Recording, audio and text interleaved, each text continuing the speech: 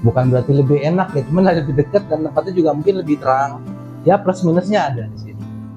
Nomor satu kayaknya jarak, Bang. Terusnya saya dapat air ternyata lebih bagus. Pokoknya negatif ya, pokoknya minus dia banyak. Begitu dia pindah ikan ke sini, kok dia jadi cerah. Gitu. Karena biasanya ketahuan CCTV udah hilang gitu. Ya itu ikhlas aja deh.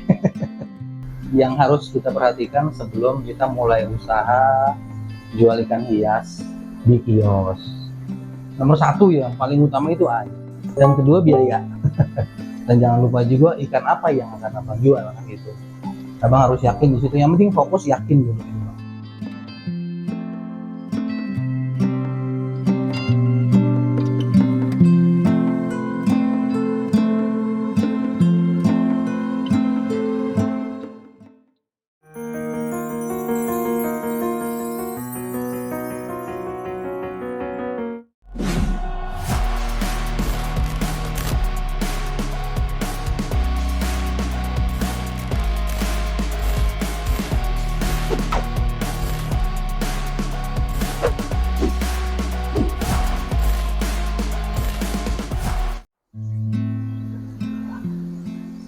Assalamualaikum warahmatullahi wabarakatuh. Sahabat Lentera 3, ketemu lagi dengan saya Envin Zainal atau EZ Flowerhound di sosial media saya namanya, atau juga bisa dengan NK Farm. Untuk kali ini saya mau bahas tentang tempat di NK Farm yang baru, karena sebelumnya pernah sahabat Lentera 3 mungkin pernah lihat ada liputan saya di tahun sebelumnya. Tahun sebelumnya itu ada liputan tentang NK Farm juga. Cuman kebetulan beda tempat. Bertempatnya di Gang Nangka waktu itu ya, di Gang Nangka Jalan Raya Bogor. Dan sekarang ini ada di tempat yang baru. Kebetulan baru berjalan kurang lebih 1 bulan. Kenapa kok pindah ke kios yang jauh gitu dari tempat sebelumnya. Dan kebetulan dari tempat sebelumnya itu jaraknya ke yang baru ini 10 km ya. Dan kenapa? Jadi yang saya jawab sih, sebetulnya dekat dari rumah. Karena rumah memang kebetulan kurang lebih 500 meter dari sini. Dekat dari rumah, dan kedua waktu ya. Karena kalau saya dari rumah ke farm yang lama itu kan makan waktu sekitar 45 menit, 10 atau 11 km. Itu alhamdulillah berjalan selama 1 tahun saya ke sana bolak-balik, dan kebetulan alhamdulillah dapat tempat yang lebih dekat dari rumah. Dan alhamdulillahnya lagi teman-teman yang pernah datang ke sini juga respon mereka juga alhamdulillah baik. Bukan berarti lebih enak ya, cuman lebih dekat dan tempatnya juga mungkin lebih terang. Kalau lebih luas jelas lebih luas di sana, tapi ada beberapa poin-poin yang mungkin ada di sini di sana nggak ada, dan begitu juga sebaliknya, nanti saya jelasin. Oke, abang-abang, sejarahnya NK Farm itu sebetulnya beberapa tahun yang lalu saya itu grooming ikan lohan. Sambil jualan ikan lohan juga, itu bukan di ruko atau bukan di NK Farm yang kemarin. Jadi sebelumnya itu saya di rumah. Waktu itu rumah saya di Jalan Margonda. Jalan Margonda kebetulan saya ada rumah juga sebelahnya kosong, kita isi ikan di situ. Selang beberapa tahun pindah ke Jalan Nangka. NK itu artinya nangka. Kok NK apa bang? Kalau orang banyak nanya nangka, karena inisial memang dari Jalan Nangka. Gitu. Dan kebetulan beberapa indukan juga di sana, alhamdulillah berjalan, menghasilkan beberapa anakan-anakan yang responnya juga lumayan, beberapa dari kawan-kawan positif ya. Lanjut dari Jalan Nangka itu, karena muncullah nama NK Farm, saya memutuskan untuk pindah lagi ke ruko yang sekarang, karena memang dekat dari rumah gitu bang. Jadi selama 1 tahun lebih itu saya di Jalan Nangka. 1 tahun lebih itu di Jalan Nangka hingga menghasilkan yang namanya NK Farm. Lalu saya pindah ke kios ini yang baru, ke ruko ini itu kurang lebih bulan Januari. Jadi baru berjalan 1 bulan nih bang. Dan memang ada ditemui lah beberapa kendala-kendala, atau juga mungkin kita bisa temuin di situ ada yang di sana yang sebelumnya di Jalan Nangka kita nggak ada, di sini ada gitu. Ya plus minusnya ada di sini. Beberapa tahun yang lalu itu sebelum saya di kios dan Jalan Nangka itu kan di rumah. Sebetulnya lebih enak itu di rumah ya, karena kita dari biaya juga nggak terlalu banyak. Salah satunya kayak bayar sewa tempat. Cuman minusnya mungkin dari lahan. dia terbatas. Dan juga kalau rumah kan pasti, apalagi yang rumah kecil ya, rumah kecil itu biasanya listrik dia maksimal di 1200 1300 ya. Dan perbandingan untuk tempat yang kedua itu waktu saya di Dalam Nangka, kebetulan dari lahan memang luas banget, air juga penampungannya bagus, dan fasilitas dari situ juga selain lahan tendon segala macam kayak saluran air, mesin air itu banyak, listriknya juga gede. Dan cuman kenapa saya memutuskan untuk pindah dari situ dan lanjut ke ruko sekarang adalah nomor satu kayaknya jarak bang. Jadi jarak dari rumah ke tempat yang sekarang ini mungkin sekitar 600 meter. Terusnya saya dapat air ternyata lebih bagus. Kenapa air lebih bagus? Jadi bukan dari saya pribadi, dari teman-teman yang datang waktu mereka lihat ikan yang sama di tempat sebelumnya itu, nih ikan selalu berwarnanya hitam, kusam segala macam gitu loh pokoknya. Pokoknya negatif ya, pokoknya minus dia banyak. Begitu dia pindah ikan ke sini, kok dia jadi cerah. Dan itu didukung sama beberapa teman-teman saya juga, ke beberapa ikan yang kebetulan ada di farm lama dan yang sekarang itu ikan masih ada. Dan ketiga, mungkin saya bisa lebih mudah memanage ya, karena dari ruangannya juga kan, karena terlalu besar pun kadang-kadang, karena saya sendiri bang, karena saya sendiri kayak nguras apa segala macam kan kayaknya agak ribet ya. Senin di sini, Selasa di sini, Rabu ke sana gitu kan, kadang-kadang juga kita terlalu banyak. Meskipun ada beberapa teman-teman datang untuk bantu jual, bantu mempromosikan, alhamdulillah saya berterima kasih banget. Tapi ya itu kembali lagi kayak dari sisi pakan dan dari segi nguras air, mungkin saya nggak butuh terlalu banyak tenaga yang ada di farm sebelumnya. Kalau di sini kan cuma di lahan ini dan di atas, dan bisa lebih memanage lah, lebih gampang dipantau. Selain dari rumah juga deket ya bang. Dan untuk listrik dayanya juga bagus, lumayan bagus, dia di 3000 lebih, 3600 lebih. Ya untuk standar lah kalau untuk ukuran di ruko ya bang. Kalau untuk minus di kios yang sekarang sih kayaknya nggak ada kalau saya bilang bang, karena memang gini ya, di tempat sebelumnya itu kan memang luas banget. Saya juga bilang itu bukan berarti minus, karena kendalanya saking luasnya kadang-kadang karena saya sendiri, kita untuk nguras segala macam itu kan butuh tenaga yang lebih dan waktu yang lebih banyak. Nah perbandingan saya di kios, kenapa saya bilang nggak ada minus? Ya karena emang udah sesuai dengan kebutuhan saya. Saya mau tank jumlah sekian dan memang udah masuk ke sini semuanya. Jadi ya dengan tujuan saya, dengan misi saya, jumlah tank atau lokasi yang saya mau itu ya udah sesuai dengan apa yang saya lakukan sekarang. Bahkan masih ada tempat kosong yang nanti saya mau rencanakan untuk indukan. Jadi perlahan-lahan kita akan coba breeding di sini, karena memang dari kualitas air juga kita udah tahu. Jadi pembanding dari tempat sebelumnya dan sekarang, mungkin saya akan coba breeding di sini gitu. Walaupun di sana juga masih ada beberapa indukan yang tetap di breeding dan kita pindahkan ke sini untuk pembesaran gitu kan.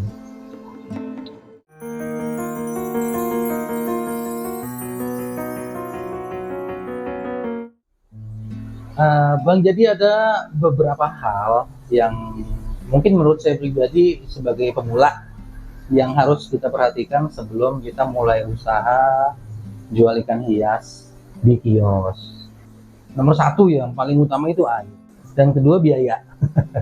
Biaya. Jadi ya sebelumnya kan kita harus pantau dulu bulanan atau tahunan berapa, dan kalau emang kita udah mencukupi, kita lanjut cek air, kondisi airnya.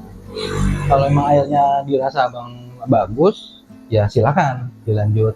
Dan jangan lupa untuk ikan hias itu sendiri. Jadi jangan sampai abang di bulan-bulan awal penjualan bagus, bulan berikutnya malah cung gitu bang. Jadi jangan sampai untuk pembayaran rutin terhadap sewa tempat itu jadi keluar dari kantong sendiri. Gimana caranya supaya si ikan ini ya jualannya lancar lah ya bang. Ya minimal bisa menutupi dari segi listrik, pakan, dan perawatan ikan yang lain kayak obat-obatan, tambahan kayak biaya garam gitu. Yang penting itu tadi tuh bang, air ya, budgetnya dulu berapa, dan jangan lupa juga ikan apa yang akan abang jual kan gitu. Abang harus yakin di situ. Yang penting fokus yakin dulu itu bang, fokus yakin. Oke bang, jadi ada beberapa hal yang wajib kita perhatiin ya bang kalau untuk di ruko. Kebetulan saya pribadi, ini pendapat saya pribadi aja, dan juga pengalaman dari beberapa hari yang lalu juga sempat. Misal kayak kita pergi lama nih, contohnya mudik, misalnya gitu, contoh mudik. Biasanya kalau saya itu ada kawan minta tolong sama dia untuk tolong perhatiin kondisi maintenance di semua akuarium yang ada di sini. Contoh kayak dari pemberian pakan, cek dari filter listrik segala macam, kayak lampu-lampunya itu. Dan kadang-kadang suka kejadian nih, misal mati lampu, dan mati lampunya itu sampai lama. Dan bagusnya kalau emang ada abang masih ada di situ, ya kalau saya sih biasanya air full itu kita turunin setengah, minimal beberapa jari dari tinggi si ikan tersebut kalau untuk lohan, kalau saya gitu. Tapi kalau posisi abang memang lagi breeding atau ada telur, ya itu ikhlas aja deh. Rezeki-rezekian, andaikan mati lampunya panjang. Nah, tambahan bang, satu poin lagi yang kadang-kadang kita suka lupa dari sisi keamanan dari kios kita sendiri. Biasanya kayak kunci gembok, itu kalau bisa banyakin bang, kunci gembok.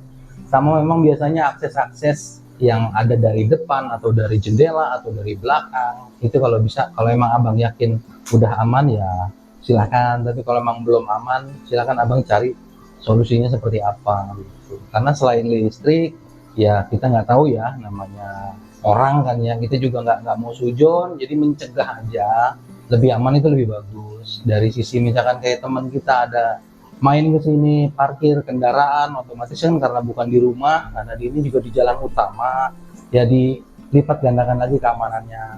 CCTV silakan abang boleh tambahkan, tapi bukan berarti ada CCTV lantaran kehilangan itu bisa dicegah ya bang, karena biasanya ketahuan CCTV udah hilang gitu. Cuman untuk mengetahui indikasi siapa sih pelakunya itu bisa gitu.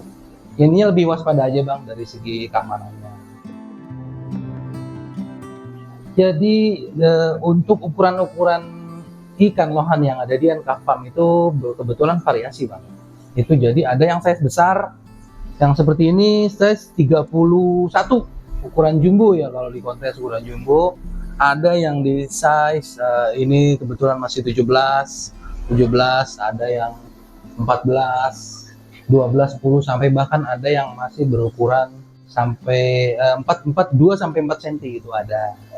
Jadi berbagai macam ukuran ya, dari kecil sampai besar, dan itu yang kita jual. Dan untuk jenisnya itu sendiri dari Kampa F3, memang silangan antara indukan saya sendiri Kampa dengan Senchu, dan ada juga jenis Senchu.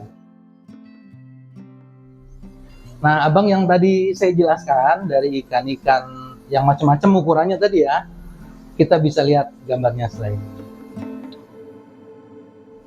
Oke, sahabat Tentera 3, tadi saya sudah kasih tahu untuk beberapa urutan size ya, dari yang paling gede sampai yang paling kecil. Nah, di sebelah kanan saya ini salah satunya adalah ikan yang berukuran 31 cm. Ini ikan saya rawat kurang lebih 2,5 tahun. Dari size dia waktu itu 14 cm. Dan jenisnya adalah Senchu. Serian adalah dari 3D. Senchu 3D itu yang asal dari Kamboja. Oke teman-teman, ini size di 28 cm. Jenisnya Senchu, serinya dari line 3D, dari 3D series Kamboja. Oke teman-teman, untuk yang satu ini adalah hasil breedingan dari NK Farm, yaitu NK series. Induknya dari 3D series gitu, dan dia size di 18 cm.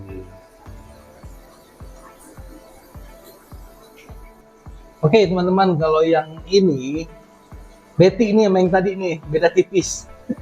Ini 17 cm, seriannya dari 3D Kamboja, jenisnya Senchu.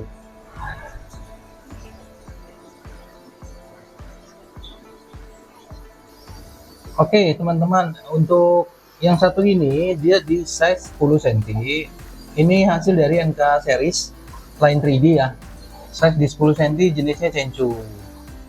Yang ini ukuran di size 6 sampai 7 cm, serian dari NK series. Kebetulan mereka ini saya kumpulin di satu tempat karena memang lagi proses mutasi ke golden face. Untuk jenisnya Senchu. Nah, ini ada lagi bahan yang sama, jenisnya Cencu di size 6 sampai 7 cm, serian dari MK series. Oke, teman-teman, yang terakhir ini ada di ukuran 3-4 cm, dan kebetulan ini jenis dari Kampa F3. Kampa F3 masih line 3D ya. Nah, dia di size 3-4 cm nih, Kurayak. Oke teman-teman, ini untuk size di 2-3 cm, jenis dari Cencu ya, jenisnya Cencu, dia kebetulan dari line ras 28, ada bloodline-nya itu. Oke teman-teman, untuk yang satu ini adalah F3 dari Britan Enkava. Jadi bapaknya itu Cencu, mamanya ketemu sama Kampa. Nah, inilah salah satu sampelnya. Ini yang membedakan biasanya detailnya itu kayak anatomi badan ya, anatomi badan. Anatomi badan dia daun, nggak ngotak, dan vintel cenderung ke atas.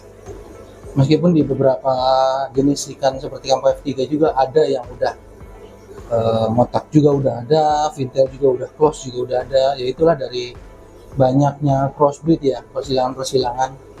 Cuman saya bilang kalau kenapa ini F3 karena memang saya silang Cencu dengan Kampa gitu bang, sama seperti saudaranya yang di sebelah kanan. Oke abang-abang, untuk yang satu ini adalah sampel dari jenis Cencu di Enkava. Nah perbedaannya apa sama yang F3 tadi yang sebelumnya saya sebutkan, yaitu salah satunya dari poin mutiara, karakter mutiara ya, karakter mutiara. Dia cenderung agak rintik dan nyacing halus. Kalau Kampa F3 yang tadi tuh dia mutiaranya cacing tebel gitu. Dan dari anatomi juga seperti vintel, ekor. Nah ini ekor lebih lebar ya, ekor lebih lebar dan muka juga lebih mancung. Ya meskipun seperti yang saya bilang, banyak F3 juga yang udah crossbreed, yang udah perabotannya. Kenapa F3 ya? Perabotannya karena emang nyampur sama Cencu, jadi dari muka ya hampir sama gitu, sama-sama mancung. Cuma yang paling membedakan yaitu dari mata sih. Kalau memang dia matanya putih udah dipastikan itu adalah Kampa. Kalau misalnya merah dia udah jelas Cencu.